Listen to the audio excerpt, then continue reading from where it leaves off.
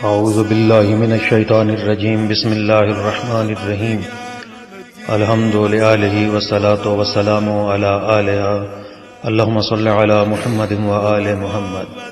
موضوع ہے پل صراط۔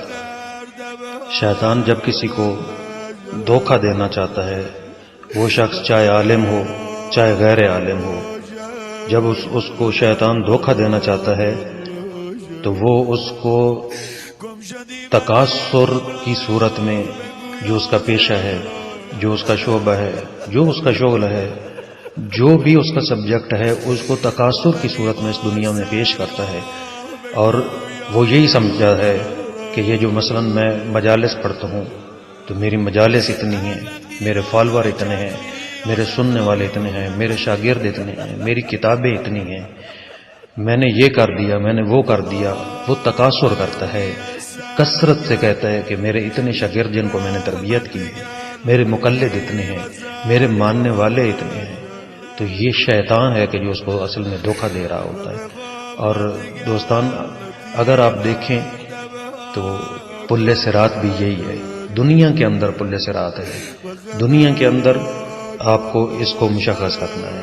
پل صراط کے بارے میں یہ کہا جاتا ہے کہ یہ تلوار سے سخت ہے اور بال سے باریک ہے۔ یہ اس وجہ سے کہ دنیا کے اندر آپ کو اپنے وظیفہ عمل کو جب تشخیص دینا ہے، یہ بالکل اسی طریقے سے ہے جیسے تلوار ہو، تیز دھار ہو، بال سے باریک ہو، پل صراط کی طرح ہے۔ دنیا کے اندر پل صراط موجود ہے کہ جب آپ وظیفہ تشخیص دیں گے، تشخیص دینا بہت سخت ہے، یہ پل صراط کی طرح ہے۔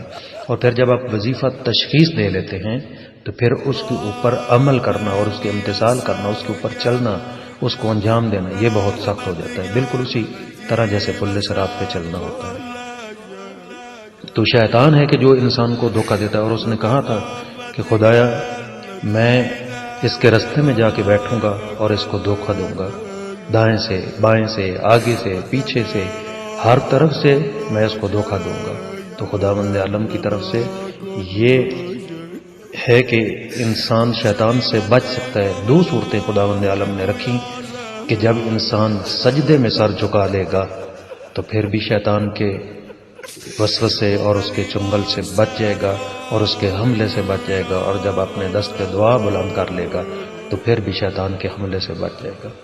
عزیزم، دنیا کے اندر پل صراط موجود ہے، اور وہ یہی ہے کہ انسان کو اپنے وظیفے کو تشخیص دینا ہے اور پھر اس پہ عمل کرنا ہے۔ یہ بالکل پل صراط کی طرح ہے اور دنیا میں سخت ہے۔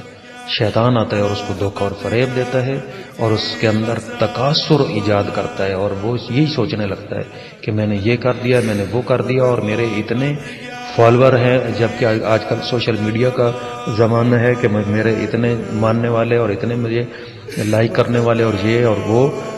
بہرحال متوجہ رہنے کی ضرورت ہے، اور جب انسان اس پل صراط کو عبور کر لیتا ہے اور اس سے گزر جاتا ہے تو پھر یہ فرشتہ صفت بن جاتا ہے۔ بلکہ میں یہ کہوں کہ یہ اس منزل اور اس مقام پہ انسان پہنچ جاتا ہے کہ پھر فرشتے اس کے استقبال کو آتے ہیں، پھر فرشتے ہیں کہ جو اس کا استقبال کرتے ہیں، اور فرشتے آتے ہیں اور اس کو کہتے ہیں سلام علیکم۔ فرشتے اس کے اوپر سلام بھیجتے ہیں، فرشتے اس کے لیے خادم بن جاتے ہیں، اور یہ فرشتوں کا خادم بن جانا، فرشتوں کا استقبال کے لیے آنا، فرشتوں کا سلام کرنا، یہ مفت میں نہیں ہے کہ کسی انسان کو ایسے ہی مفت میں مل جائے، بلکہ اس کے لیے زحمت کرنا پڑے گی، محنت کرنا پڑے گی، تب انسان اس مقام پہ پہنچتا ہے، تب جا کے اس جہنم سے بچ سکتا ہے کہ جس کے نیچے آگ جل رہی ہے، اور جہنم کی آگ